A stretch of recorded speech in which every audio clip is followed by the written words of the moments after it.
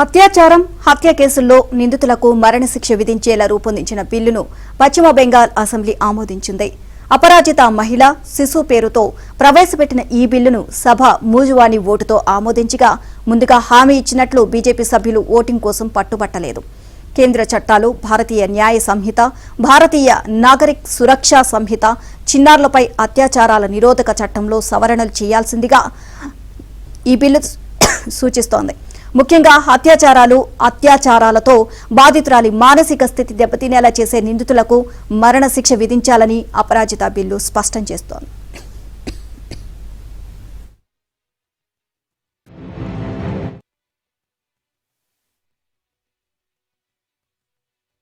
ఇక ఈ నేపథ్యంలో బిల్లుకు రాష్ట్రపతి ఆమోదం తప్పనిసరి. ఇక సభలో బిల్లుపై జరిగిన చర్చ సందర్భంగా ముఖ్యమంత్రి మమతా బెనర్జీ బీజేపీ నేతలపై విరుచుకుపడ్డారు. తమ ప్రభుత్వం తీసుకువచ్చిన బిల్లు తరహాలో ప్రధాని మోదీ చట్టాన్ని తీసుకురాకపోవడం సిగ్గుపడాల్సిన అంశమన్నారు. ఈ బిల్లును హుందాగా ఆమోదించాల్సిందిగా గవర్నర్ను కోరారు. సభలో విపక్ష బీజేపీ నేత కూడా గవర్నర్ ఈ బిల్లును పెండింగ్లో పెట్టకుండా వీలైనంత త్వరగా ఆమోదించేలా చర్యలు తీసుకోవాలని విజ్ఞప్తి చేశారు. ఆర్జీకర్ ఘటనలో సిబిఐ న్యాయం చేయాలని ఆమె కోరారు.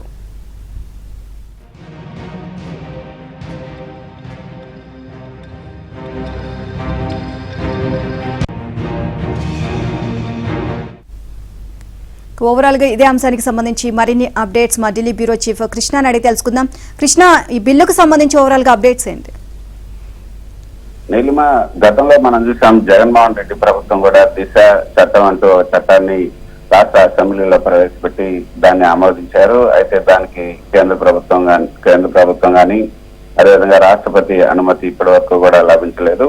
నిజానికి క్రిమినల్ చట్టాలు చేసే అధికారం రాష్ట్రాలకు లేదు. అందుకే రాష్ట్రపతి దానికి దిశ బిల్లుకు ఆమోదం తెలుపలేదు. అదేవిధంగా ఈ బిల్లుకు కూడా రాష్ట్రపతి ఆమోదం తెలుపుతారా లేదా అన్నది కూడా చూడాల్సి ఉంటుంది. ముందుగా దీన్ని గవర్నర్ అయితే కేంద్రానికి పంపాల్సి ఉంటుంది. అసలు గవర్నరే అక్కడ పంపుతారా లేదా అన్నది కూడా అనుమానంగా ఉంది. ఎందుకంటే క్రిమినల్ చట్టాలు అన్నవి కేంద్ర ప్రభుత్వం మాత్రమే చేయాల్సి ఉంటుంది, పార్లమెంట్ మాత్రమే చేయాల్సి ఉంటుంది.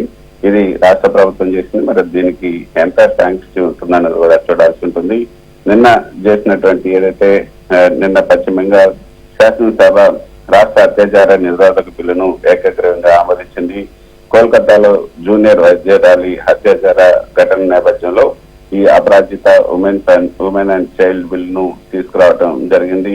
అయితే దీనికి సంబంధించి చర్చ లేకుండానే బీజేపీ సహా అందరూ కూడా ఈ బిల్లుకు మద్దతు పలికారు. ఏకగ్రీవంగా దీనికి ఆమోదం లభించింది. ఈ ముసాయిదా బిల్లు ప్రకారం చూసుకుంటే అత్యాచారానికి గురైనటువంటి బాధితులు మరణించినా లేకపోతే కోమాలకు వెళ్ళిపోయినా దోషికి ఉరిశిక్ష విధిస్తారు.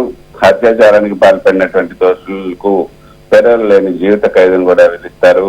బిల్లు కోసం నిర్వహించినటువంటి ప్రత్యేక సమావేశాలు నిన్న ముగిశాయి. ఈ నేపథ్యంలోనే ముఖ్యమంత్రి మమతా బెనర్జీ కూడా అసెంబ్లీలో మాట్లాడుతూ మహిళల భద్రతకు ప్రభావవంతమైనటువంటి చట్టాలను తీసుకురాలేకపోతున్న నేపథ్యంలో ప్రధానమంత్రి నరేంద్ర మోదీ, అదేవిధంగా కేంద్ర హోంశాఖ మంత్రి అమిత్ షా, బీజేపీ పాలిత రాష్ట్రాల ముఖ్యమంత్రులు కూడా రాజీనామా చేయాలని కూడా డిమాండ్ చేశారు. మరి ఈ బిల్లుకు రాష్ట్రపతి ఆమోదం తెలుపుతారా లేదా అన్నది కూడా చూడాల్సి ఉంటుంది. Neelima. Right, thank you Krishna.